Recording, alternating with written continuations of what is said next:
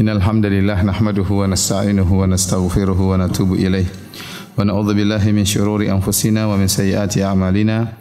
May yahdihillahu fala mudilla lahu wa may yudlil fala hadiyalah. Wa asyhadu an la ilaha illallah wahdahu la syarikalah wa asyhadu anna Muhammadan abduhu wa rasuluhu la nabiyya ba'dah.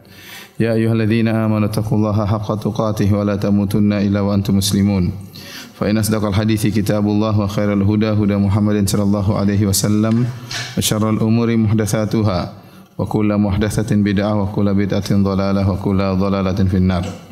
Hadirin dan hadirat yang dirahmati oleh Allah Subhanahu wa taala, insyaallah pada kesempatan kali ini kita melanjutkan pengajian kita dari syarah Kitab Tauhid pada pertemuan yang kedua, masih dalam bab yang pertama tentang Kitab Tauhid, dan al-muallif yaitu penulis al-Imam Asy-Syaikh Muhammad bin Abdul Wahhab rahimahullahu taala membawakan 7 dalil tentang makna dari tauhid. Dalil yang pertama yaitu dalam surat Az-Zariyat ayat 56. Allah Subhanahu wa taala berfirman, "Wa ma khalaqatul jinna wal insa illa liya'budun." Wa ma khalaqtul jinna wal insa illa liya'budun. Silakan buka halaman 23 ya, kalau ada bukunya buka halaman 23 ya.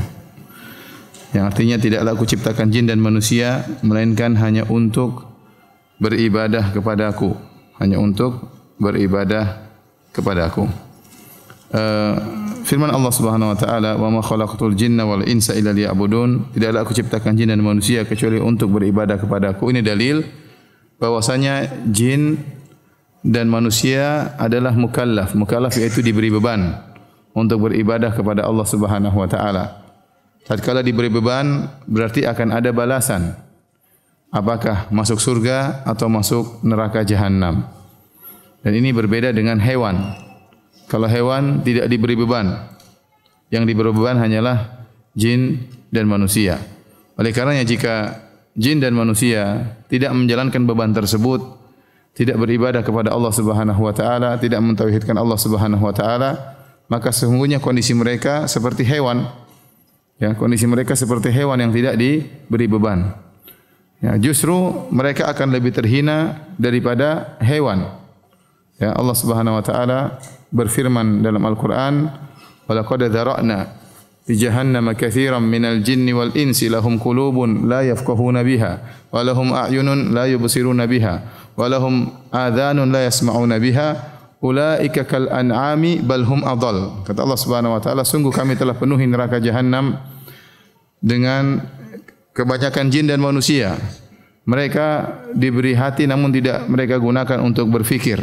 Mereka diberi mata namun tidak mereka gunakan untuk melihat kebenaran. Mereka diberi telinga namun tidak mereka gunakan untuk mendengar kebenaran. Kata Allah, ulaika kal an'am, dan mereka itu seperti binatang ternak. Kata Allah, bal hum adall, bahkan mereka lebih sesat daripada binatang ternak. Ya. Tatkala Allah telah memberikan tugas mulia kepada jin dan manusia untuk beribadah kepada Allah, lantas tidak dijalankan, maka kedudukan mereka lebih parah daripada hewan. Oleh karenanya, tatkala di hari kiamat kelak, tatkala hewan-hewan dikumpulkan oleh Allah Subhanahu wa taala, ya,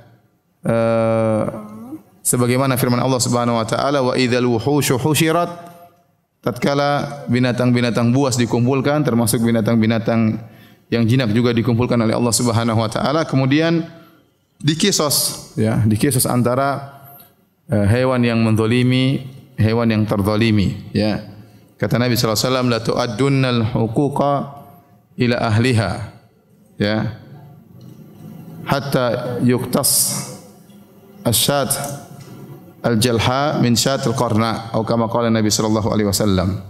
Kata Nabi sallallahu alaihi wasallam, kalian akan menunaikan hak-hak kepada pemiliknya sampai-sampai kambing yang tidak bertanduk akan mengambil haknya daripada kambing yang bertanduk. Karena waktu di dunia kambing yang bertanduk menanduk kambing yang tidak bertanduk. Maka pada hari kiamat kelak Allah akan menunjukkan di hadapan manusia bahwasanya Allah akan menunaikan hak, tidak ada hak yang hilang.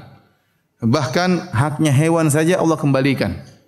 Bahkan haknya hewan Allah kembalikan. Buktinya hewan kambing yang tidak bertanduk, yang pernah ditanduk oleh hewan yang bertanduk, akan diambil haknya dari hewan kambing yang bertanduk, ya. Apatah lagi hak-hak manusia. Kalau hak hewan saja Allah kembalikan. Dan saya ingatkan bahwasanya kalau hak kita diambil oleh orang atau hak kita dijatuhkan oleh orang, maka jangan khawatir, hak kita pasti kembali, pasti kembali di hari kiamat kelak. Jangankan hak manusia, hak hewan saja Allah kembalikan.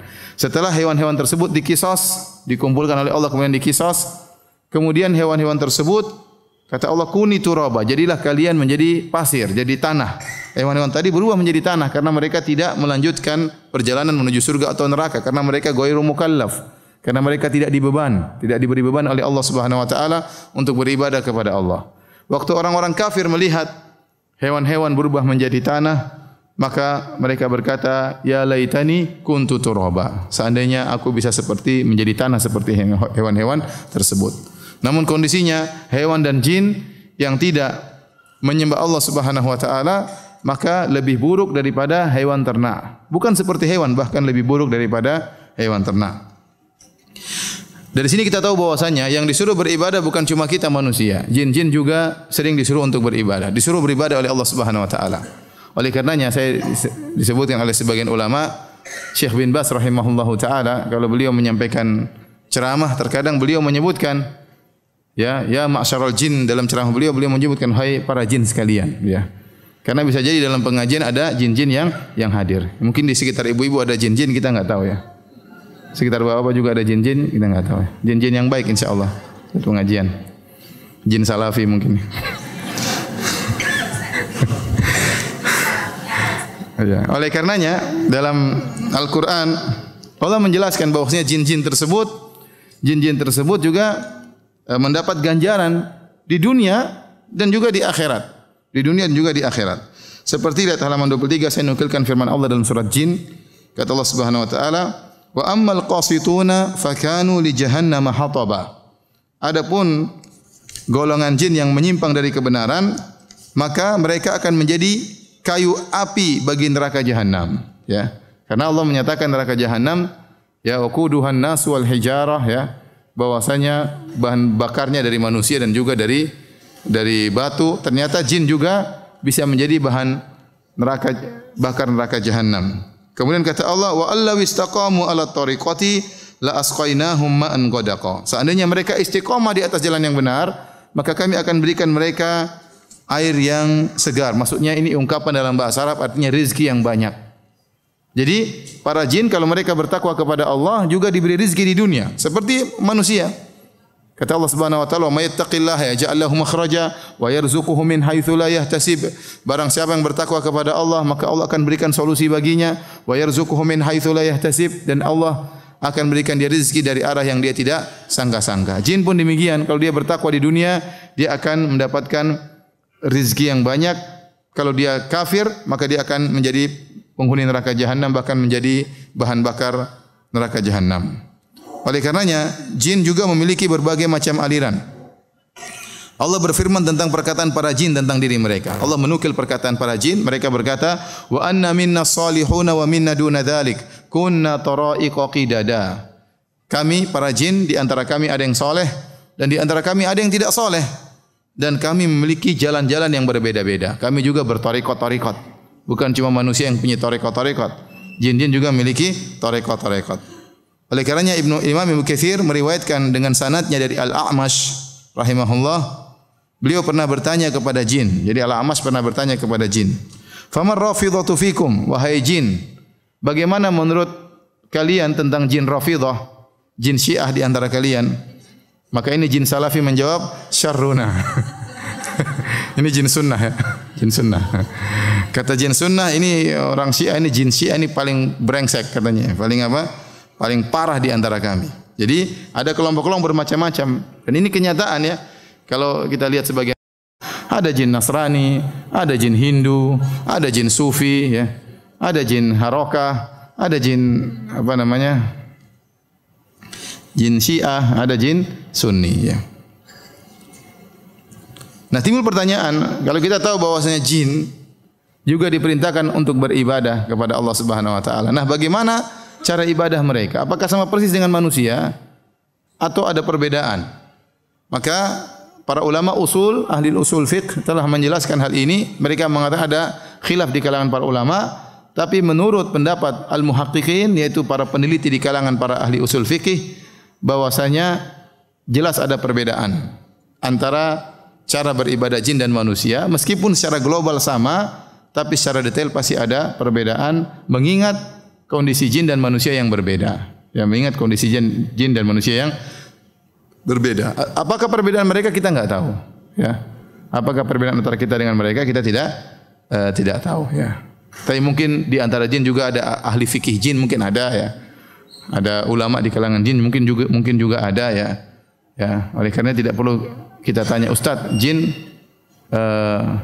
kalau buang angin wudu atau tidak, kita enggak tahu. Itu urusan para jin, ya. Bukan urusan kita, ya. Kecuali kalau Anda ingin punya hubungan dengan jin, dan jangan punya hubungan dengan jin, ya. Khawatir terjerumus dalam berbagai macam kesyirikan. Intinya kita tidak perlu tahu karena itu bukan urusan kita.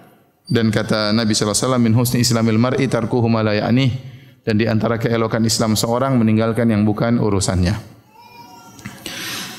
Taib. Jadi kata Allah Subhanahu wa taala, "Wa ma khalaqtul jinna wal insa", tidaklah aku ciptakan jin dan manusia illa liya'budun, kecuali untuk beribadah kepadaku. Nah, apa yang dimaksud dengan ibadah? Ibadah, lihat halaman 25, kata Ibnu Taimiyah rahimahullahu taala, al-ibadah hiya ismun jami'un li kulli ma yuhibbuhullah wa yardah min al-aqwal wal a'mal al-batinah wal zahirah.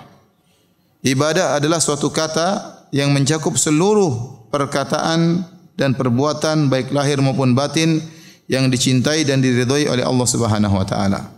Seluruh perkara yang dicintai oleh Allah maka itu adalah ibadah. Kalau kita kerjakan dengan penuh ketundukan, maka kita akan mendapatkan pahala di sisi Allah Subhanahu wa taala.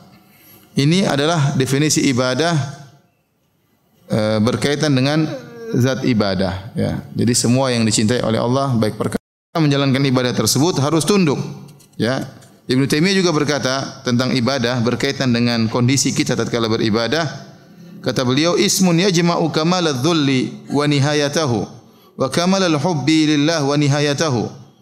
Ibadah adalah satu nama yang mengumpulkan kesempurnaan ketundukan dan puncak dari ketundukan kepada Allah digabungkan dengan kesempurnaan kecintaan dan puncak kecintaan kepada Allah Subhanahu wa taala. Fal hubbul khali an dhullin, oleh karenanya sekedar cinta tetapi kosong dari ketundukan, atau sebaliknya sekedar tunduk tapi kosong dari rasa cinta, maka itu tidak disebut dengan ibadah. Ibadah itu adalah mencakup antara dua perkara, puncak kecintaan dan puncak ketundukan. Nah, kita kalau beribadah kepada Allah, kita tunjukkan hal tersebut. Benar-benar kita cinta kepada Allah dan benar-benar kita tunduk kepada Allah Subhanahu wa taala. Baik. Di sini Allah mengatakan, "Wa ma khalaqtul jinna wal insa illa liya'budun." Tidaklah aku ciptakan jin dan manusia kecuali untuk beribadah kepada aku, yaitu kecuali untuk mentauhidkan aku, ya. Berarti kehidupan kita hukum asalnya adalah beribadah kepada Allah, karena tujuan utama Allah menciptakan kita adalah untuk beribadah. Kenyataannya kita praktekkan dalam kehidupan kita sehari-hari, waktu yang kita gunakan untuk beribadah tidak banyak. Salat 5 waktu, ya, taruhlah dengan wudunya, dengan persiapannya, sekali salat mungkin butuh 15 menit, 20 menit. Ya, taruhlah setengah jam kali 5 cuma 2,5 jam, yes. Kita baca Quran paling 1/4 jam, ya. Ibadah yang mahdhah hanya membutuhkan waktu yang tidak banyak. Sementara kita sehari 24 jam. Sehari 24 jam. Nah, Allah mengatakan, tidaklah aku ciptakan jin dan manusia kecuali untuk beribadah kepadaku. Nah, bagaimana kita bisa menerapkan ayat ini sementara waktu kita untuk beribadah tidak sampai 10 jam per hari? Bagaimana kita bisa menerapkan ayat ini? Maka para ulama menjelaskan caranya adalah kita merubah tradisi kebiasaan kehidupan kita bernilai ibadah. Kita berubah tradisi kehidupan kita yang biasanya ada tradisi kita lakukan bernilai ibadah. Dengan apa? Dengan meniatkannya sebagai ibadah. Seperti tatkala kita mau tidur, kita berdoa kepada Allah Subhanahu wa taala untuk bisa beristirahat, untuk bisa bangun lagi, untuk bisa beribadah kepada Allah Subhanahu wa taala. Ya.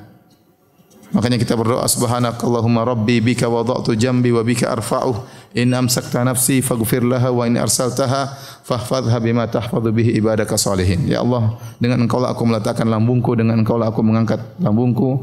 Kalau Kau pegang nyawaku, Kau tidak kembalikan lagi nyawaku ke bumi ini, maka ampunilah dosa-dosaku. Dan jika Kau kembalikan lagi nyawaku, maka jagalah nyawaku sebagaimana Engkau menjaga orang-orang yang saleh. Kita niatkan untuk istirahat supaya bisa beribadah. Jadi tidur kita bernilai ibadah.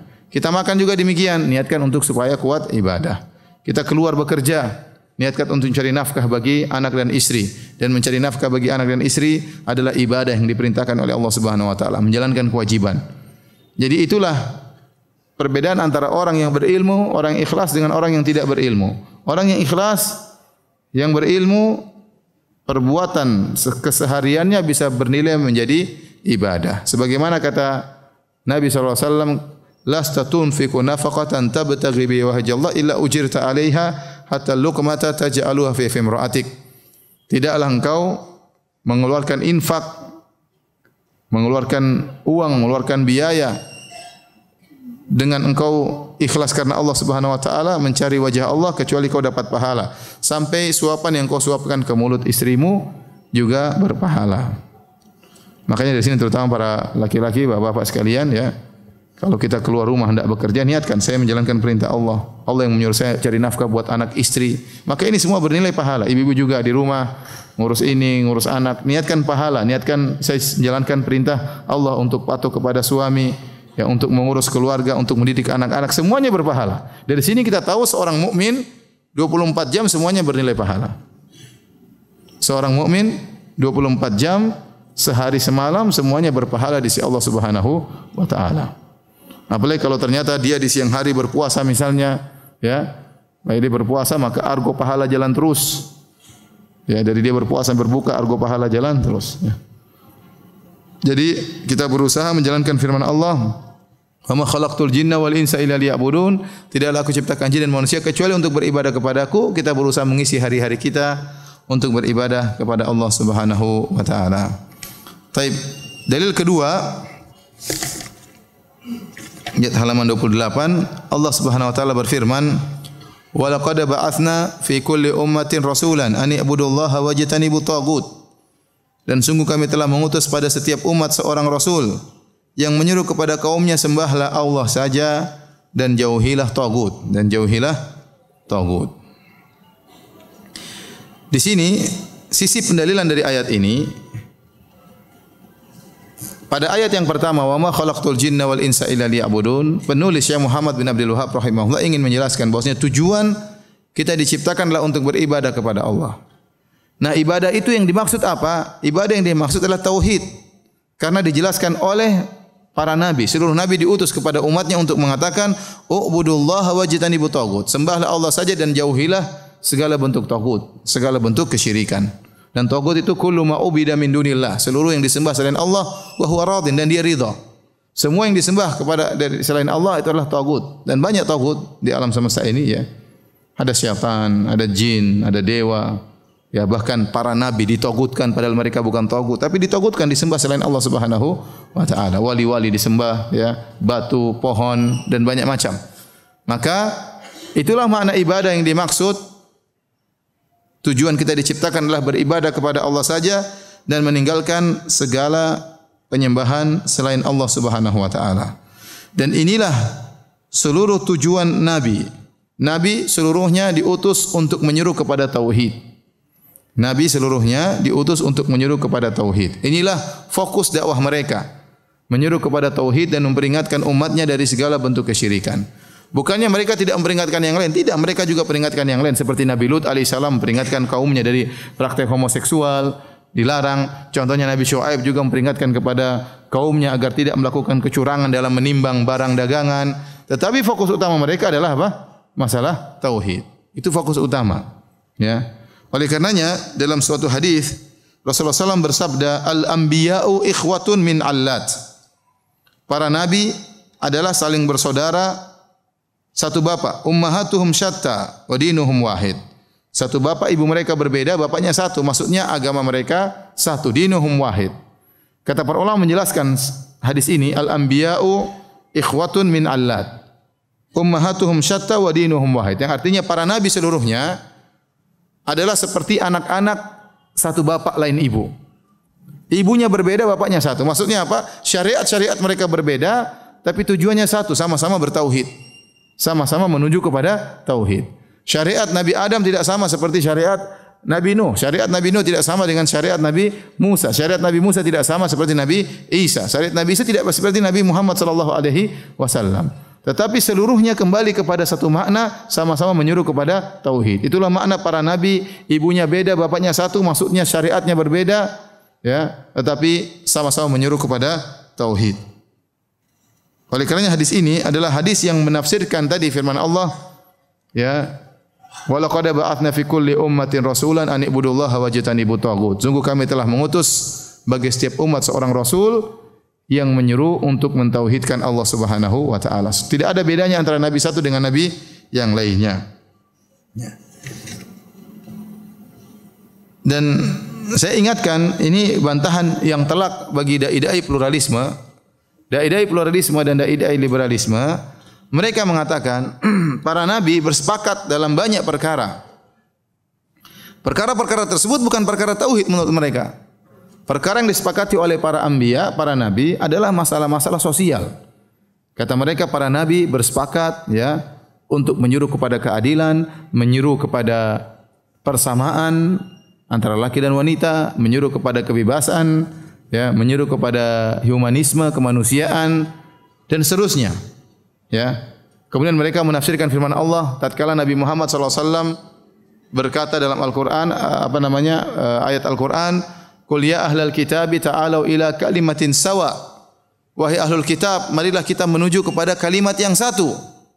Kata mereka kalimat yang satu tadi maksudnya sama-sama kita menuju kepada kemanusiaan, kepada keadilan, kepada persamaan. Dan ini adalah omong kosong yang besar. Tidak benar. Yang benar bahwasanya mereka sepakat dalam apa? Tauhid. Faham? Mereka bersepakat pada kalimat tauhid berdasarkan hadis ini. Al-anbiya ikhwatun min allat.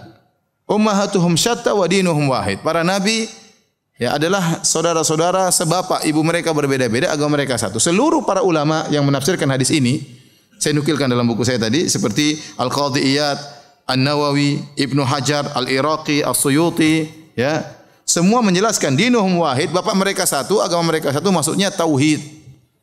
Jadi meskipun syariat mereka berbeda, tapi sama-sama menyeru kepada apa? Tauhid. Itu titik poin persamaan antara seluruh para nabi. Memang sama seluruh para nabi juga menyeru kepada keadilan, juga menyeru kepada keadilan, kemanusiaan. Tapi bukan keadilan dan kemanusiaan dan persamaan versi orang-orang pluralisme. Mereka mengatakan para nabi menyuruh kepada persamaan, keadilan, kemanusiaan, tapi versi pluralisme, kebebasan versi pluralisme, dan ini salah. Ya. Para anbiya seluruhnya menyeru kepada perkara-perkara sosial ini, tapi yang paling poin utama adalah menyeru kepada apa? Tauhid. Berdasarkan firman Allah, "Wa laqad ba'atsna fi kulli ummatin rasulan." Sungguh kami telah mengutus pada setiap umat seorang rasul yang menyeru kepada tauhid. Oleh karenanya, tatkala Nur Khalis Majid CS dalam bukunya Fikih Lintas Agama mencoba menafsirkan firman Allah, "Ya ahlal kitabi ta'alu ila kalimatin sawa." Wahai ahlul kitab sekalian, marilah menuju kepada satu perkataan yang sama. Kata mereka inilah poin kesamaan. Poin kesamaan maksudnya masalah sosial tadi. Dan ini adalah bentuk pemahaman yang ngawur, ya. Karena orang-orang liberal itu kalau sudah berdalil dengan ayat, mereka sering putuskan ayat, tidak dilanjutkan. Seperti orang mabuk yang kemudian masuk ke masjid, kemudian melarang-larang orang salat, memaki-maki orang salat dengan berkata, "Ngapain kalian salat?" Karena Allah berfirman, apa? Fawailul lil musallin.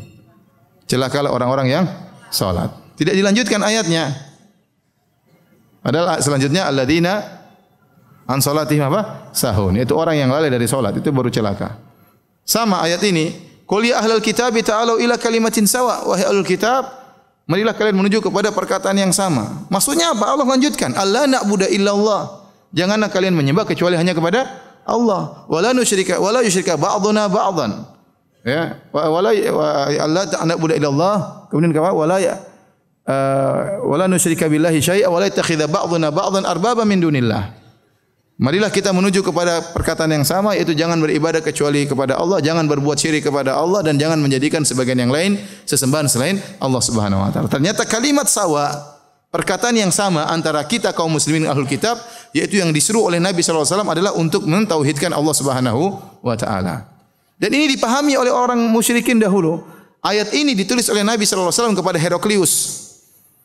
Raja Heraklius, Rasulullah SAW kirimkan surat kepada beliau, ila azimir Rum, Herakl, kepada Heraklius penguasa Romawi, aslim taslam, masuk Islamlah engkau akan selamat. Kalau kau tidak masuk Islam, fa in tawallait fa inna ma 'alaika itsmul arisin. Kalau kau tidak masuk Islam, maka kau akan menanggung dosa rakyatmu. Kemudian Nabi menyebutkan firman Allah, qul ya ahlal kitabi ta'alu ila kalimatin sawa'in baina wa bainakum alla nusyrika bi wal alla na'budu illa Allah, nusyrika bihi syai'a wa la yattakhidha ba'duna ba'dhan arbaba min dunillah. Marilah kita menuju perkataan yang sama, yaitu tidak berbuat syirik kepada Allah. Heraklius paham ayat ini, bahwasanya untuk bisa menuju kepada kalimat yang sama harus masuk Islam, dan dia tidak mau masuk Islam. Maka sungguh celaka orang-orang liberal yang ternyata Heraklius lebih paham tentang ayat ini daripada mereka yang mengaku Islam. Paham atau tidak? Jadi Heraklius yang Nasrani paham ayat ini, sementara orang-orang liberal yang KTP-nya Islam tidak paham tentang ayat ini. Ya. Jadi saya ulangi, ya, titik poin sama di antara para anbiya seluruhnya adalah menyuruh kepada tauhid. Bukan berarti mereka melalaikan yang lain, tidak, mereka juga berbicara tentang sosial, tentang kemanusiaan, tentang keadilan. Tapi poin yang paling utama adalah masalah mentauhidkan Allah Subhanahu wa taala.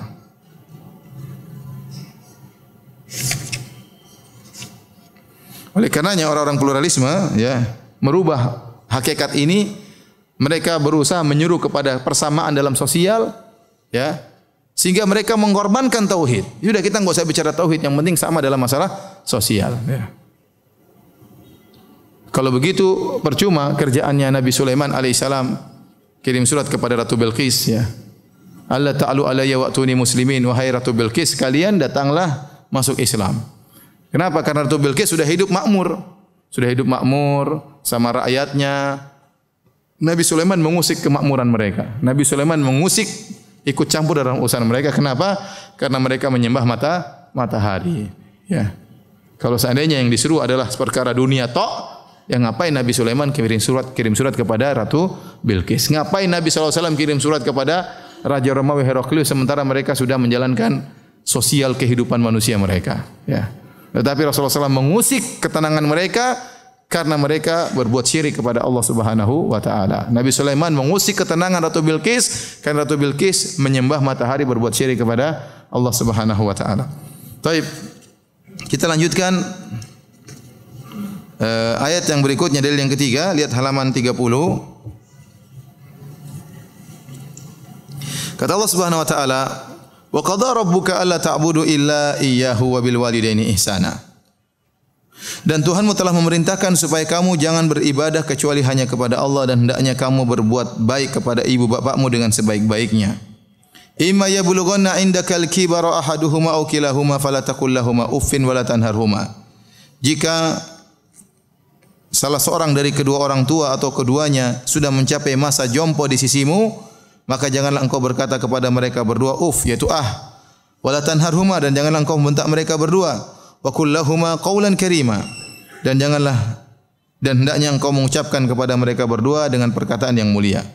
Waqfid lahuma janahadh dhulli minar rahmah, rendahkanlah, ya, dirimu di hadapan kedua orang tua dengan penuh kasih sayang.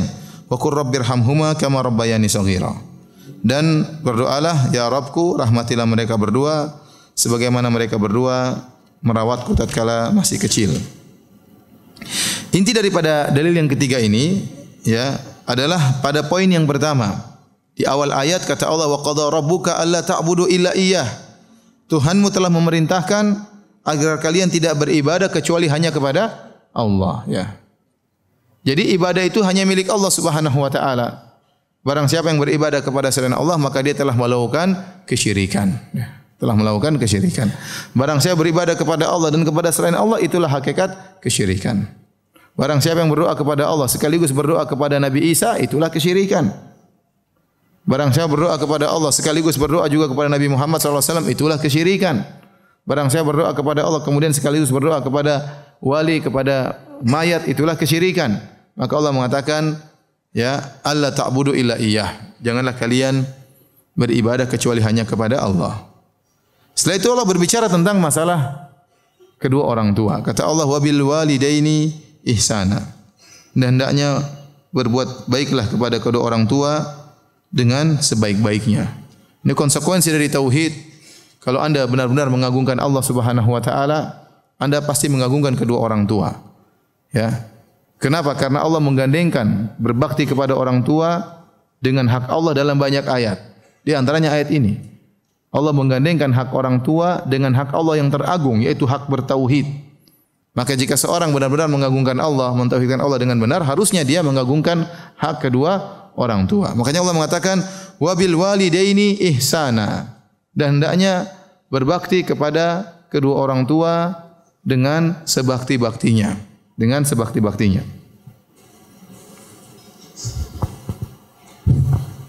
Ibu-ibu tahu bahasa Arab? Dikit-dikit ya. Kata Allah, wabil walidaini ihsana.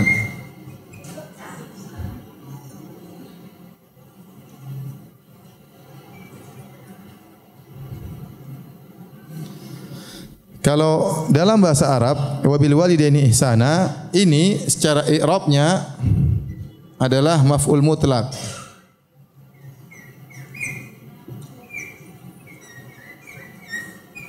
Maf'ul mutlak itu tujuannya bermacam-macam, di antaranya adalah litta'kid.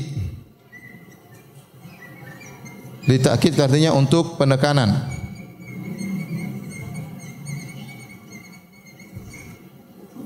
Ya. Contohnya saya berkata, Darabtu Muhammadan. Saya katakan saya telah memukul Muhammad. Artinya saya telah memukul Muhammad. Tetapi kalau saya tambah darban, ini maf'ul mutlak, berarti saya telah memukul Muhammad dengan sekeras-kerasnya, dengan sebenar-benar apa? Pemukulan. Namanya darabtu apa? Darban. Sama. Wabil walidaini ihsana, asalnya adalah, secara asalnya dalam Al-Quran, tapi Allah singkatin, harusnya begini. Wa ahsinu bil walidaini ihsana. Wa ahsinu. Ini fiilnya, ini maf'ul mutlaknya. Jadi maknanya berbuat baiklah kepada orang tua dengan sebaik-baiknya. Jadi Allah tidak memerintahkan kita hanya sekadar berbuat baik kepada orang tua. Ya, tapi Allah menyuruh untuk sebakti-baktinya. Apalagi Allah gandengkan dengan hak Allah Subhanahu wa taala. Jadi ini peringatan bagi kita semua, bagi yang masih punya kedua orang tua, hendaknya berbakti kepada kedua orang tua dengan sebakti-baktinya, ya, dengan sebakti-baktinya.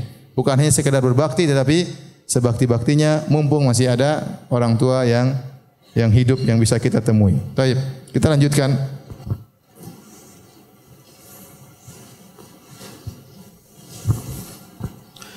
Oleh karenanya, dalam banyak ayat Allah gandengkan antara hak Allah dengan hak kedua orang tua. Lihat halaman 31 saya nukilkan, ya. Seperti dalam surat Al-Baqarah ayat 83. Kata Allah, "Wa idz akhadna mitsaqa bani Israila la ta'buduna illallah wa bil walidaini ihsana."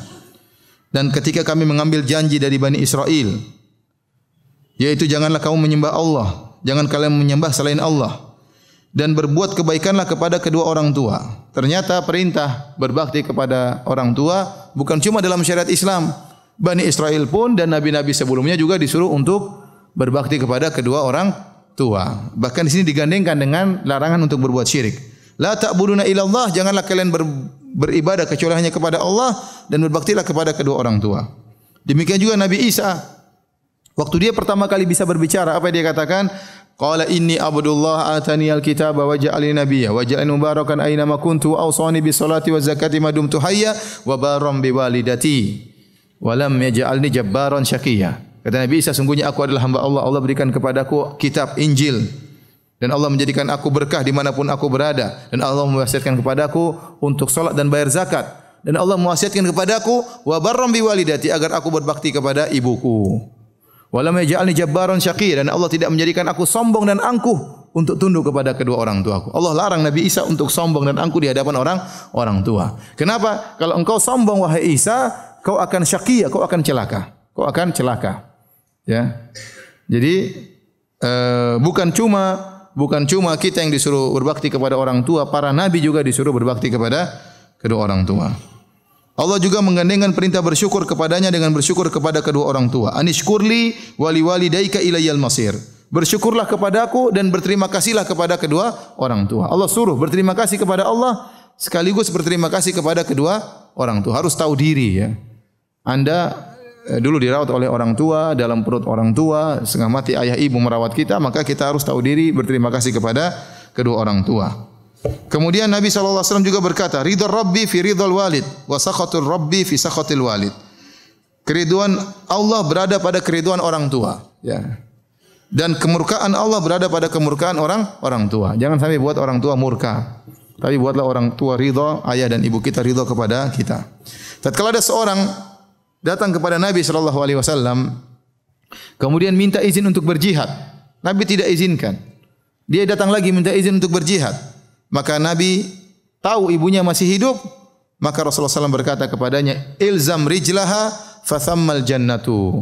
Lazimilah kaki ibumu, sungguhnya surgamu ada pada kaki ibumu. Ya, ini sering kita dengar, surga berada pada kaki ibu. Dan itu ada hadisnya ya. Ilzam rijlaha fathammal jannah. Ya. Lazimilah kaki ibumu, sungguhnya surga ada di sana. Ini adalah bahasa kiasan dari Nabi SAW, artinya kita merendah di hadapan Nabi. Ya, di hadapan orang tua ya, tunduk di hadapan orang tua, patuh kepada orang tua ya, seakan-akan kita melazimi kakinya karena dalam kepatuhan kita kepada orang tua disitulah ada surga. Lihat dalam ayat ini, kita kembali kepada ayat ya, Allah Subhanahu wa taala berfirman, lihat ayat halaman 30 ya, kembali kepada ayat, dan Tuhanmu telah memerintahkan supaya kamu jangan beribadah kecuali hanya kepadanya. Dan hendaknya kamu berbuat baik kepada ibu bapakmu dengan sebaik-baiknya. Jika salah seorang di antara keduanya atau kedua-duanya sampai berumur lanjut dalam pemeliharaanmu. Jadi indaka itu dalam pemeliharaanmu. Indaka artinya dia tinggal bersamamu. Ini kata para ulama dalil seorang berusaha agar orang tuanya hidup bersama dia. Karena tatkala dia membiarkan dia membawa orang tuanya tinggal di rumahnya, dia telah membawa pintu surga ke rumahnya. Ya. Jangan malah over-over lempar-lempar ke kakak atau adik. Ini kejadian, banyak kejadian seperti kamu aja yang ngurus ibu, kamu aja kenapa ibu cerewet, ibu ini, ibu namanya orang tua. Ibu-ibu sekarang nanti juga besar cerewet kalau sudah tua. Ya. Dulu nuduh orang tua cerewet, nanti ibu juga kalau sudah tua pada cerewet. Ya. Sekarang aja belum tua sudah pada cerewet, apalagi kalau sudah tua. Oleh karenanya itu sudah kondisi yang umum. Orang tua kalau sudah tua mereka apa? Cerewet ya. Ngomong banyak, kemudian ngomel-ngomel. Akhirnya sang anak tidak sabar. Apalagi didukung sama istrinya. Sudah jangan, saya enggak mau tinggal sama ibumu ya. Didukung sama istrinya untuk durhaka kepada orang tua. Akhirnya orang tuanya tidak boleh tinggal di rumahnya ya. Padahal Allah memotivasi agar orang tua tinggal bersama kita, ayah atau ibu. Kecuali kalau kita sudah tawarkan, ibu enggak mau, itu lain cerita. Ada ibu-ibu yang sangat baik. Kita tawarkan, Bu, tinggal di rumah, Bu. Ibu belum bisa, ibu masih rindu pingin tinggal di rumah lama, banyak kenangan tidak bisa ditinggalkan. Itu lain cerita. Ini kita sudah tawarin. Ada ibu lagi, Bu, tinggal di rumah sama saya. Ibu takut nanti menyinggung istrimu. Lebih baik kita jauh tapi kita saling sayang daripada satu rumah nanti bertengkar. Ada ibu yang mengerti seperti itu ya. Oleh karenanya, tapi kita tawarkan. Ya, jangan kita bilang alhamdulillah ibu enggak mau di rumah, jangan. Ya, pintu surga kita lepaskan, pintu surga bawa ke rumah ayah dan ibu ya. Sabar dengan apa yang mereka lakukan ya. Oleh karenanya Allah mengatakan indaka ya. Maka sungguh aneh di sisimu, kata Allah, di sisimu berusaha orang tua tinggal bersama kita. Maka sungguh aneh.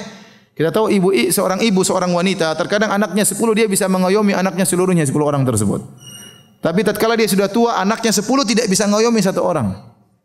Dia over ya. Lempar sana, lempar sini. Saya mau cerita ya, saya sudah cerita mungkin, tapi saya mau cerita lagi enggak apa-apa ya. Jadi saya dengar ceritanya dari Syekh Abdul Razak hafizahullah taala tentang seorang wanita yang dia menikah dengan seorang lelaki dan wanita ini punya teman wanita yang lain tapi cacat. tidak bisa ngomong dan jalan merangkak. Maka kemudian wanita ini mengatakan kepada suaminya, bagaimana kalau kita merawat teman saya tersebut? Oh silakan, kita ngerawat orang, dapat pahala. Tinggal di rumah. Akhirnya suaminya merasa risih, gimana dia tinggal di rumah bersama kita sementara dia bukan mahram saya. Kata istrinya, ya kalau begitu nikah saja. Nikah ya.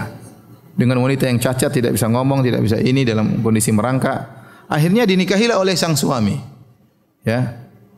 Istrinya senang suaminya menikahi wanita tersebut supaya bisa tinggal di rumah. Dan suaminya merasa dia sebagai suami yang adil, dia harus menjalankan tugasnya sebagai suami. Maka dia menggauli istri yang pertama dan juga menggauli istri kedua yang cacat tersebut.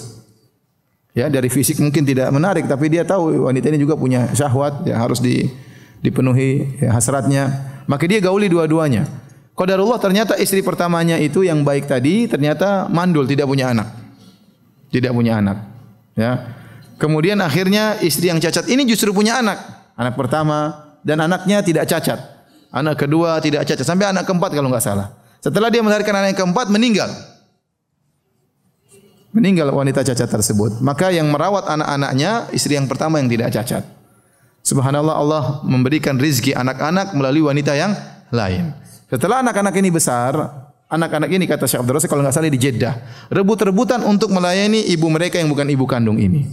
Ya. Sampai kalau sudah jatah, pokoknya hari ini sama kakak yang pertama. Pokoknya sudah jatahnya sebelum waktu tank sudah nunggu di bawah. Ibu harus pindah ke rumah saya.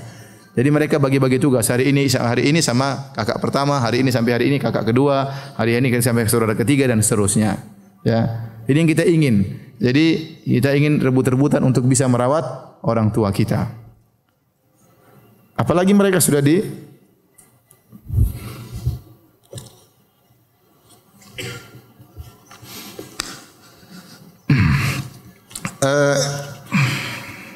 hadirin dan hadirat yang dirahmati oleh Subhanahu wa taala.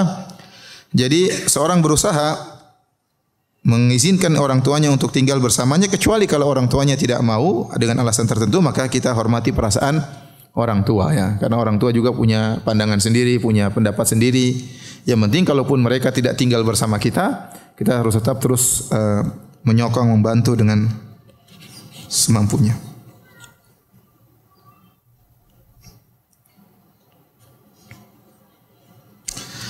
Baik, kita lanjutkan. Kemudian kata Allah Subhanahu wa taala, tatkala mereka sudah mencapai masa tua, fala taqul lahum uffin, maka jangan berkata uf kepada mereka ya. Dan uf kata para ulama dalam bahasa Arab adalah kalimat terendah yang menunjukkan kejengkelan. Kalimat terendah yang menunjukkan kejengkelan. Ya, kalau kita bahasa Indonesia kita mungkin cih, bahasa Arab uf. Seandainya ada kalimat yang paling rendah yang menunjukkan kejengkelan lebih rendah daripada uf, maka akan didatangkan oleh Allah dalam Al-Quran. Tetapi ternyata kalimat yang paling rendah yang menunjukkan kejengkelan adalah uf. Ini dijadikan dalil oleh para ulama bahwasanya namanya durhaka adalah menunjukkan kejengkelan kepada orang tua. Itu adalah bentuk apa? Durhaka. Saya kata para ulama, Anda memandang orang tua Anda dengan pandangan sinis, pandangan jengkel, itulah durhaka kepada kedua orang tua. Ya. Ya, tidak boleh kita mengucapkan, kalau kita pun jengkel kita pendam. Ya, jangan kita marah di depan orang tua. Kita bisa nasihati orang tua dengan kata-kata yang baik. Jangan menunjukkan kejengkelan ya. Karena bentuk jengkel dengan uf saja Allah larang. Dan segala bentuk kejengkelan, tadajur baik dengan perkataan atau dengan perbuatan atau dengan pandangan, ini semua adalah bentuk durhaka, dan durhaka kepada orang tua adalah dosa paling besar. Seorang harus mengerti akan hal ini ya. Ya, sampai-sampai Ali Zainal Abidin, ya Ali bin Husain Zainal Abidin terkenal adalah seorang lelaki yang sangat berbakti kepada ibunya. Tetapi anehnya sahabat-sahabat yang mengatakan, kami heran lihat Anda tidak pernah makan sepiring dengan ibu Anda. Kata dia, saya tidak berani makan sepiring dengan ibu saya. Saya khawatir tatkala saya makan ada makanan yang dilirik oleh ibu saya duluan makan makanan tersebut. Saya tidak ingin menyakiti hati apa ibu saya ya. Oleh karena seorang berusaha tidak membentak kedua orangnya. Kalau orang tua lagi marah, mungkin telepon kita, bentak-bentak kita, udah kita diam aja udah. Iya Bu, gitu aja, jangan dilawan ya, jangan dilawan. Ini orang tua kita. Ya, kalau kita mengagungkan orang tua berarti kita mengagungkan Allah Subhanahu wa taala. Karena Allah yang menyuruh kita mengagungkan orang tua. Tapi kalau kita bentak, kita lawan, kita bantah, berarti kita kurang mengagungkan Allah Subhanahu wa taala. Wala tanharhuma, dan janganlah membentak keduanya. Wa qul lahumā qawlan karīmā, dan ucapkanlah bagi keduanya perkataan yang mulia. Artinya apa? Kita berusaha milih-milih kata tatkala berbicara dengan orang tua. Sebagaimana kalau kita bisa memilih-milih kata tatkala berbicara dengan teman, berbicara dengan kawan, berbicara dengan bos, berbicara dengan ustadz dengan kata-kata yang enak, maka orang tua lebih utama. Anda menghormati orang tua lebih utama daripada menghormati ustadz, ya. Ya, tidak ada dalilnya dalam Al-Qur'an hormati ustadz, ada dalilnya? Enggak ada. Tapi Al-Qur'an menghormati orang tua banyak dalilnya, ya. Kalau kita berbicara dengan ustadz, assalamualaikum ustadz, mohon maaf saya punya pertanyaan, kita bisa mengatur kata dengan baik. Kenapa dengan orang tua tidak bisa, ya? Kenapa dengan orang tua tidak bisa? Maka kita berusaha merendahkan diri, ya, di hadapan orang tua, jangan angkuh. Ada seorang alim ulama, ya, kalau tidak salah namanya Mansur bin Mu'tamir, ya. Dia memiliki murid-murid, ya, ngajar ilmu hadis, ya. Tatkala tiba-tiba dia lagi mengajar murid-muridnya, ibunya keluar dengan suara keras mengatakan, "Wahai Mansur, si fulan menghendaki engkau untuk menjadi hakim dan kau tidak mau, fata'ba, dan kau tidak mau." Dibentak oleh ibunya. Ibunya orang awam, sementara Mansur orang yang alim. Maka Mansur hanya menundukkan kepalanya, sama sekali tidak berani menatap ibunya, ya. Dia tidak mengatakan, "Bu, ibu enggak ngerti, ya. Kalau jadi hakim itu berat. Bisa masuk neraka gara-gara jadi hakim. Saya tidak mau jadi hakim." Dia tidak mau ngomong begitu, dia diam aja, ya. Maka jangan kita merasa angkuh di hadapan ibu kita. Ibu kan ngerti, ibu kan dulu jadul, kita kan zaman sekarang lain, ya. Jangan samakan dengan zaman ibu, enggak. Ibu enggak ngerti tentang masalah kerjaan, ibu enggak ngerti. Udah kita, kalau kita tolak dengan bahasa yang halus, jangan merendahkan, jangan sekali sedikit pun mengucapkan kata-kata yang menunjukkan kita merendahkan apa? Orang tua. Tidak ngertilah, tidak inilah, tidak pahamlah, jangan. Meskipun Anda sudah mencapai gelar tertinggi, Anda harus menghormati kedua orang tua. Al-Imam Abu Hanifah rahimahullahu taala punya ibu, ya. Pernah punya masalah, bertanya kepada Al-Imam Abu Hanifah. Dan Abu Hanifah sudah berfatwa, dia tidak mau dengar. Kata ibunya, "Saya tidak mau dengar kecuali dari si fulan." Si fulan itu di masjid pandai berorasi, tapi ilmunya ilmunya kurang. Dan orang yang paling alim di zaman tersebut Al-Imam Abu Hanifah. Semua orang tahu yang paling alim Imam Abu Hanifah. Ya, makanya ada perkataan ulama, "Ashadun nasi fil alim ahluhu." Orang yang paling kurang menghargai seorang alim biasanya keluarganya sendiri. Biasanya keluarganya sendiri, ya. Ada seorang ustadz mungkin orang-orang hormat sama dia, tapi mungkin dia diomel-omel sama kakaknya, diomelin sama adiknya, diomelin sama istrinya, diomelin sama orang tuanya. Padahal sama orang lain semuanya hormati dia, semuanya orang, ya, tapi demikianlah kenyataannya. Terkadang orang alim itu yang paling kurang menghargai dia adalah keluarganya sendiri. Nah, Al-Imam Abu Hanifah rahimahullahu taala orang alim terkenal dan ibunya tahu dia alim, tapi ibunya tidak mau dengar fatwanya, maunya dengar dari orang lain. Maunya dengar dari orang lain, orang itu karena pintar berorasi, mungkin ibunya senang dengar ceramahnya, padahal ilmunya enggak ada. Akhirnya dia minta Abu Hanifah untuk ngantar dia. Abu Hanifah ngantar ke orang alim tersebut. Mungkin orang alimnya masih ceramah, Abu Hanifah mungkin duduk mendengarkan. Ya, bayangkan orang alim, ulama besar dengar ceramah orang yang ilmunya kurang, ya. Setelah itu Abu Hanifah datang kepada orang alim tersebut, mengatakan, "Wahai fulan, ini ibu saya mau bertanya kepada engkau tentang satu permasalahan." "Loh, kok enggak tanya sama kamu?" "Dia maunya sama kamu." "Ya udah, makanya saya antar dia karena dia ingin bertanya sama kamu." Akhirnya ya sudah, enggak apa sini. Ibunya tanya kepada orang ini, "Gimana, ada masalah begini-begini, bagaimana jawabannya?" Kata orang ini, "Menurut Anda bagaimana Abu Hanifah? Apa fatwa kalau begini?" Kata Abu Hanifah, jawabannya gini. Kata, "Ya itu jawabannya," katanya. Jawabannya itu. Jadi, tapi Al-Imam Abu Hanifah dengan tawadhu'nya menemani ibunya, ya. Padahal dia tahu jawabannya dan dia tahu kapasitas orang tersebut tidak memiliki ilmu dibandingkan dengan dia. Tetapi karena rendah hati di hadapan ibunya, maka dia pun membantu ibunya, ya. Seperti ada juga kisah di zaman Utsman radhiyallahu anhu, ada seorang salaf yang dia memiliki korma. Waktu itu korma lagi mahal. Tiba-tiba ibunya ingin makan jumar. Jumar itu jantung korma.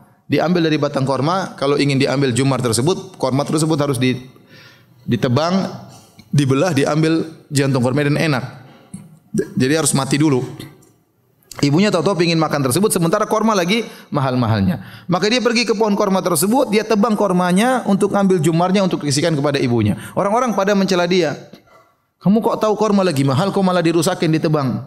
Kata dia, ibu saya lagi pingin makan ini dan kebetulan saya mampu. Saya khawatir suatu saat ibu saya ingin sesuatu, saya tidak mampu menghadirkannya. Oleh karenanya ikhwan dan akhwat, kalau ibu kita ingin sesuatu dan ibu kita jarang minta-minta ya. Ya, kita juga harus ngerti, jangan tunggu ibu minta. Apa yang ibu kira-kira orang tua kita, bapak kita, ibu kita memerlukan dan kita mampu, kita sediakan tanpa harus meminta. Orang tua terkadang punya rasa malu untuk minta kepada anaknya, sementara kita enggak punya malu kalau minta sama orang tua. Ya. Ya, kalau kita tahu kira-kira dia butuh ini, Bu, kita tawarkan, Bu, mau ini enggak, enggak, tanya, tawarin terus. Jangan tunggu dia minta, dia punya harga diri juga. Ya, jangan tunggu dia minta. Kalau kita mampu, kita sediakan sebelum dia minta. Kalau pas dia lagi minta, berarti lagi kepingin. Kalau kita punya, kita penuhi. Jangan kita tunda-tunda, ya. Jangan kita tunda-tunda. Karena ada suatu saat ibu kita minta sesuatu, ayah kita minta sesuatu, kita enggak mampu. Ada suatu saat ibu kita enggak bisa lagi minta sama kita, dia sudah meninggal dunia, ya. Oleh karena mumpung dia masih hidup, masih meminta kepada kita, ini pahala luar biasa. Lebih daripada bersedekah kepada anak yatim, daripada dakwah kepada yang lain, ini paling top ini bersedekah kepada orang tua. Pahala paling besar. Maka orang harus cerdas, tahu pintu surga mana yang paling besar. Pintu surga paling besar adalah berbakti kepada kedua orang tua, menyenangkan hati kedua orang tua. Ya. Tapi hadirin hadirat yang dirahmati oleh Allah Subhanahu wa taala, maka berusaha seorang lemah lembut kepada orang tua, berkata-kata yang terbaik. Kata Allah, "Wakhfid lahum janaha dzulli minar rahmah." Rendahkanlah dirimu dengan penuh kasih sayang kepada kedua orang tuamu. Wa qur rabbirhamhuma kama rabbayani shaghira. Dan doakanlah kedua orang tuamu selalu, ya Rabbku, rahmatilah mereka berdua sebagaimana mereka berdua merawatku tatkala masih kecil. Ingat itu, ya. Ingat doa ini. Kama rabbayani shaghira. Sebagaimana mereka berdua merawatku tatkala masih kecil, ya. Mungkin kita lupa dulu kita kecil seperti apa, ya. Ya, kita lupa dulu kita, tapi saya rasa kenangan kita masih ada.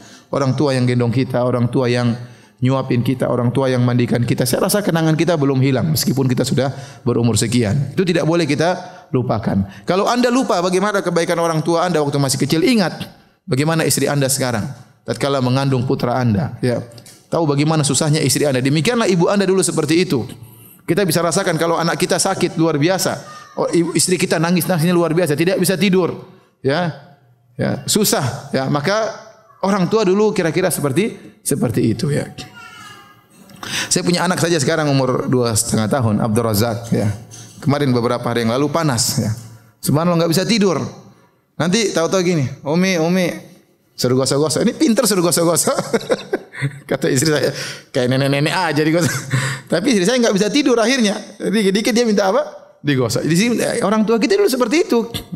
Gosok-gosokin apa, ya. Gosok-gosokin anak kita waktu masih kecil. Dulu kalau kita takut, siapa yang kita teriakin? Pasti mama, ya. Enggak ada kita bilang ya Allah, ya Robbi, enggak ada dulu. Dulu kita teriak apa? Mama. Kalau udah peluk mama, kayaknya dunia ini milik kita semuanya, sudah. Ya. Sekarang kita lupakan orang tua kita, ya mungkin sudah jompo, sudah tua. Tidak boleh seperti itu, ya. Jadi kita berusaha berdoa, dan bahkan sebagian salaf mengatakan setiap kita sholat setelah tasyahud jangan lupa baca doa ini. Rabbi ghfirli wali walidayya warahmuma kama rabbayani shaghira. Ya, berusaha dalam setiap sholat, karena orang yang paling utama kita doakan adalah kedua orang tua kita, ya. Ya, kedua orang tua kita, dan baik mereka masih hidup maupun setelah meninggal dunia. Tayyib, kita lanjutkan hadis yang atau dalil yang keempat. Kata Allah Subhanahu wa taala, "Wa'budullaha wa la tusyriku bihi syai'a." Sembahlah Allah saja dan jangan berbuat syirik sama sekali kepada Allah.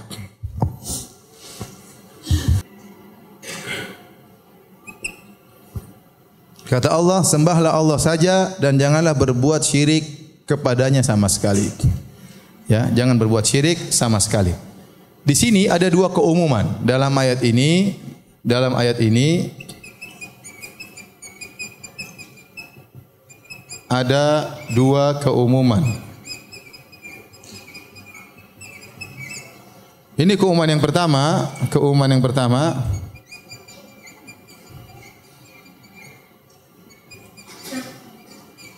Dan ini keumuman yang kedua.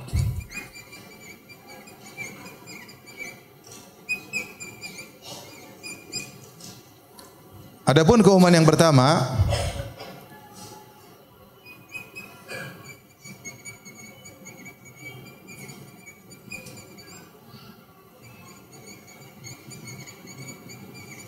Ada kaidah dalam usul fikih bahwasanya setiap fiil, setiap kata kerja, ini verb kata kerja, dia pasti mengandung masdar dan waktu. Jadi kalau kata kerja fiil madhi, ya kata apa itu? Yang menunjukkan masa lalu ya. Fiil madhi menunjukkan masa lalu, itu menunjukkan masdar yaitu perbuatan plus waktu masa lalu. Seperti daraba Muhammadun, ya. Contoh daraba Muhammadun, ya. Daraba Muhammadun. Muhammad memukul. Daraba Muhammadun. Ini fi'il madhi. Ini fi'il apa? Al-madhi. Berarti kalimat daraba ini mengandung apa? Kata perbuatan darban plus waktu al-madhi, waktu masa lampau, madhi. Jadi perbuatan pemukulan tersebut terjadi di masa lampau. Kalau saya bilang yadribu Muhammadun, ini fi'il mudhari'. Fi'il apa? Al-mudhari'. Al-mudhari' dan ini menunjukkan perbuatan darban plus al-mustaqbal atau yang sekarang. Atau artinya Muhammad sedang memukul atau Muhammad akan memukul. Pemukulan tetap ada pada fi'il madhi maupun fi'il mudhari. Terjadi pemukulan, yang berbeda hanyalah waktunya. Kalau daraba artinya telah memukul, pemukulan telah terjadi. Kalau yadribu artinya sedang memukul atau akan apa? Memukul. Tetapi intinya kedua fi'il ini mengandung kata perbuatan darban yang dalam bahasa Arab namanya masdar. Nah, kalimat la tusyriku bihi syai'a, kita turunkan ini, la tusyriku bihi. La tusyriku bihi. Ini ada fi'il nahi, ada fi'ilnya, dan ini kalau kita keluarkan masdarnya jadi isyrakan bihi, syirik, artinya jangan berbuat syirik. Nah, isyrakan bihi ini adalah isim nakirah. Isim nakirah maksudnya tanwin. Maksudnya apa? Tanwin.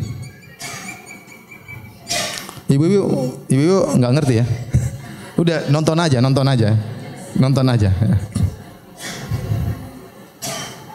Tanwin. Nah, dalam kaidah usul fikih, kalau ada isim tanwin nakirah ini datang dalam konteks penafian atau konteks persyaratan, maka memberikan faedah keumuman. Dan ini konteks kalimatnya larangan, wala tusyriku bihi. Dan janganlah kalian berbuat apa? Kesyirikan. Berarti ini isim nakirah datang dalam konteks penafian, memberikan faedah keumuman. Sehingga kalau kita artikan wala tusyriku bihi itu artinya sama dengan jangan berbuat kesyirikan apapun. Paham? Apakah syirik besar atau kecil atau nampak atau tersembunyi dan lain-lain. Paham? Jadi la tusyriku bihi artinya jangan berbuat kesyirikan apapun, baik syirik besar maupun syirik kecil, syirik yang zahir maupun yang khafi, yang tersembunyi, syirik apapun. Ini keumuman yang pertama dari sisi jenis kesyirikan. Dari sisi apa?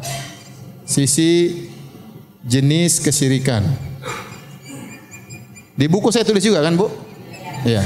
Ini saya biar menjelaskan lebih jauh. Keumuman yang kedua dari kalimat syai'an.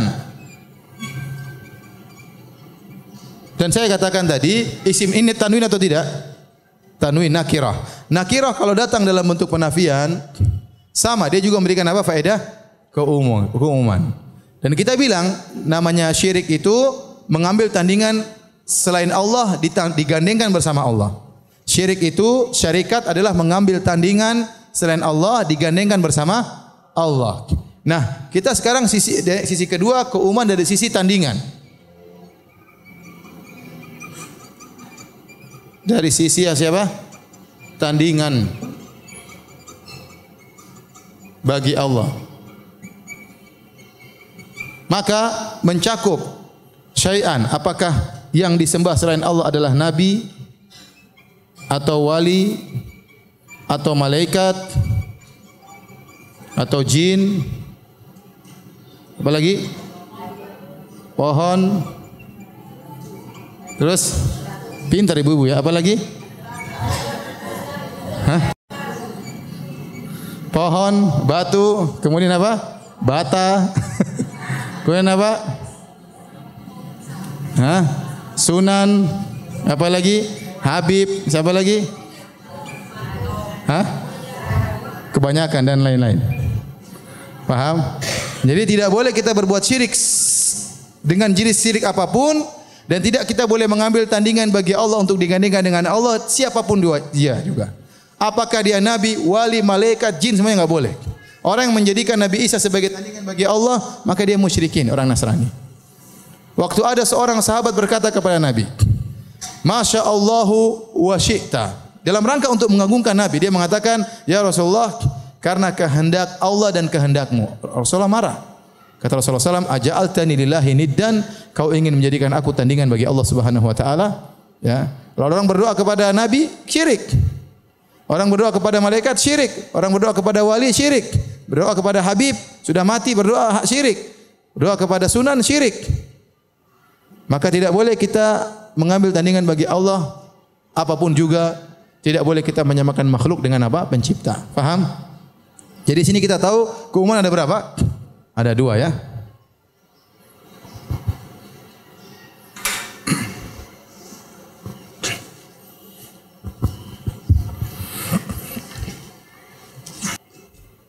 Sudah Ibu?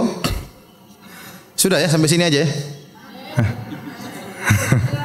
Jangan lama-lama nanti hang. Belum hang? Ah, yang benar aja. Iya, syai'an fa syai'an katanya. Sedikit demi apa? Sedikit, jangan banyak-banyak. Nanti enggak masuk. Lanjut apa sudah? Lanjut ya, sampai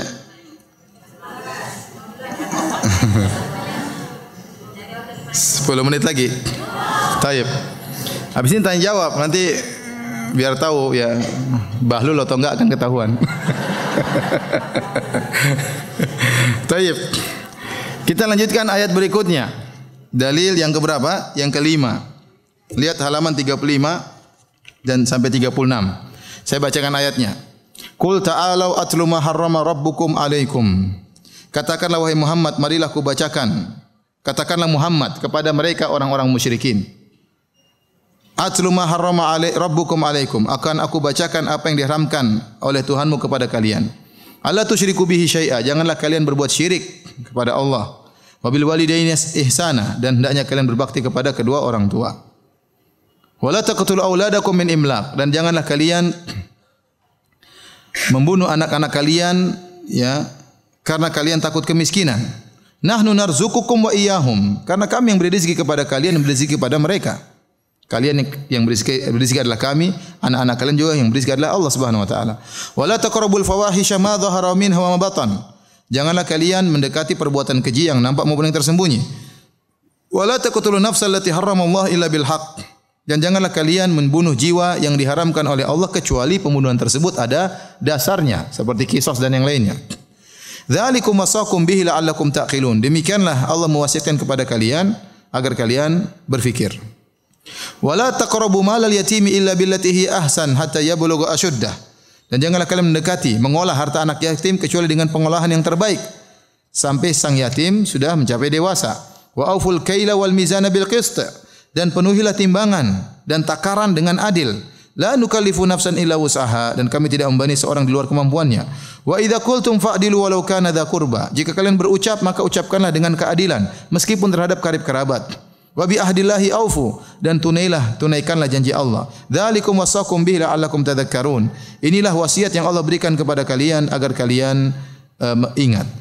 Wa anna hadza sirati mustaqiman fattabi'uhu. Dan inilah jalanku yang lurus maka ikutilah. Wala tattabi'us subula fatafarraqu bikum an sabilihi. Jangan kalian mengikuti jalan-jalan yang lain, maka kalian akan terpisah, terlepas dari jalan Allah yang benar.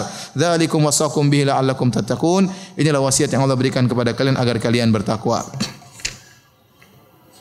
Taib.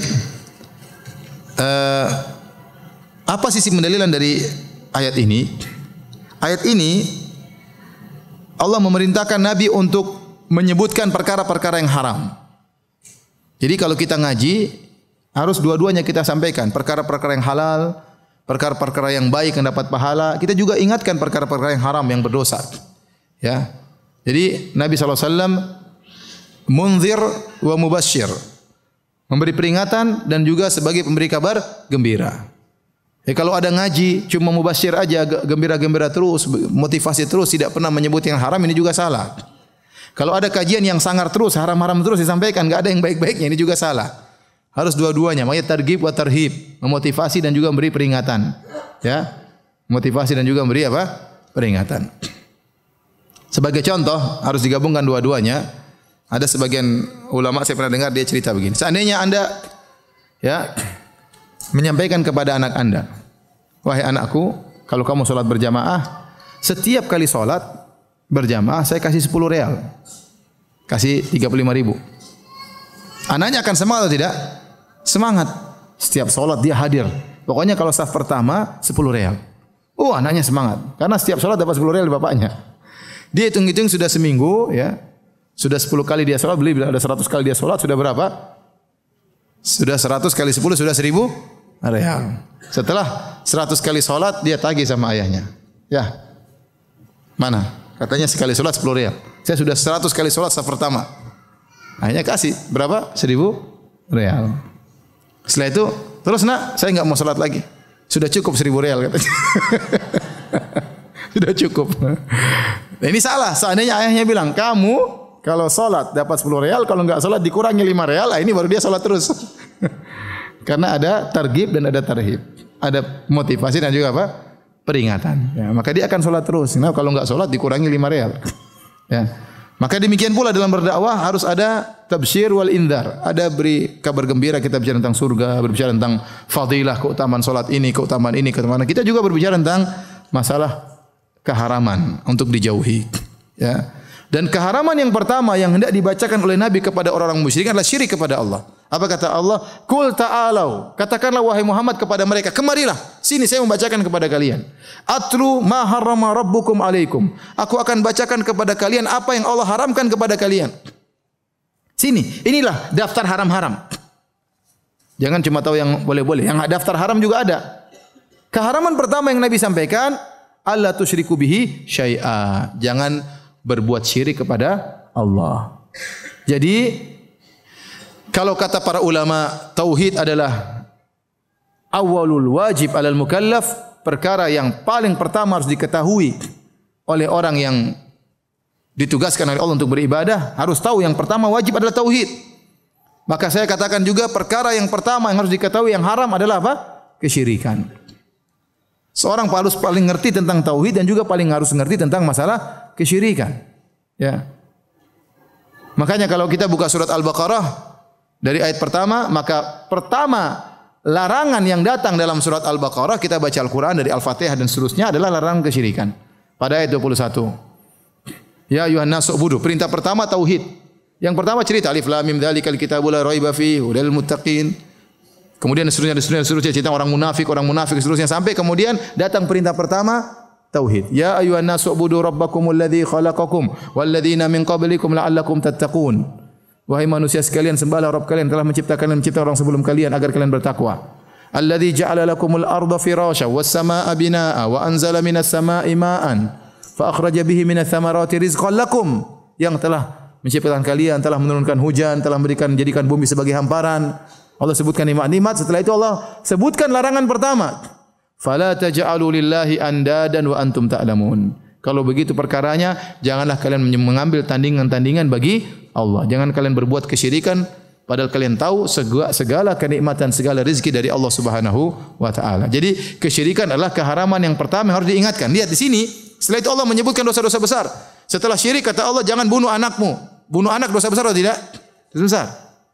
Jangan berbuat zina. Jangan bunuh orang, ya. Jangan mengolah harta anak yatim untuk kau makan sendiri, tidak dengan pengolahan yang baik. Jangan kemudian kata Allah, jangan mengurangi timbangan, jangan mengurangi takaran, ya. Jangan lupa dengan perjanjian kepada Allah. Semuanya dosa-dosa besar yang Allah sebutin. Tapi dosa besar pertama yang Allah sebutkan apa? Jangan berbuat apa? Syirik. Yang menakjubkan dari ayat ini, ibu-ibu yang perhatikan dan bapak yang dirahmati Allah Subhanahu wa taala, perhatikan, Allah menyebutkan tentang rentetan keharaman-keharaman. Di sela-sela rentetan keharaman Allah selipin satu perintah. Berbaktilah kepada kedua orang tua. Ya atau tidak? Coba perhatikan ayatnya. Katakanlah Muhammad, marilah aku bacakan apa yang diharamkan kepadamu oleh Tuhanmu. Janganlah kamu persukan sesuatu dengan dia. Berbuat bakti kepada orang tua itu haram apa harus? Harus. Ini perkara harus Allah selipkan di tengah-tengah berbagai macam keharaman. Artinya, ya, jangan durhaka kepada orang tua. Ya, bahasanya sama, jangan durhaka kepada orang tua, tapi Allah menggunakan lafal perintah, berbaktilah kepada kedua orang tua. Padahal maksudnya jangan durhaka kepada orang tua, ya. Karena kalau durhaka mungkin banyak orang tidak lakukan, tapi berbakti orang banyak tidak lakukan. Orang mungkin tidak maki-maki ibunya tapi pelit sama ibunya. Benar? Ya tidak? Kalau maki-maki ibunya mungkin enggak, tapi kalau pelit iya. Maka perintahnya berbuat baik kepada orang tua, bukan hanya tidak memaki orang tua, tetapi berbuat baik kepada kedua orang tua. Jadi tidak mungkin seorang akan mengenal tauhid dengan benar kecuali setelah mengetahui lawannya. Ya, setelah mengetahui lawannya. Mengetahui tauhid dan juga harus mengetahui kesyirikan. Tapi sampai di sini saja, Ibu yang dirahmati Allah Subhanahu wa taala. Kurang lebihnya saya mohon maaf. Subhanakallah bihamdik asyhadu an la ilaha illa anta astaghfiruka wa atubu ilaik. Assalamualaikum warahmatullahi wabarakatuh.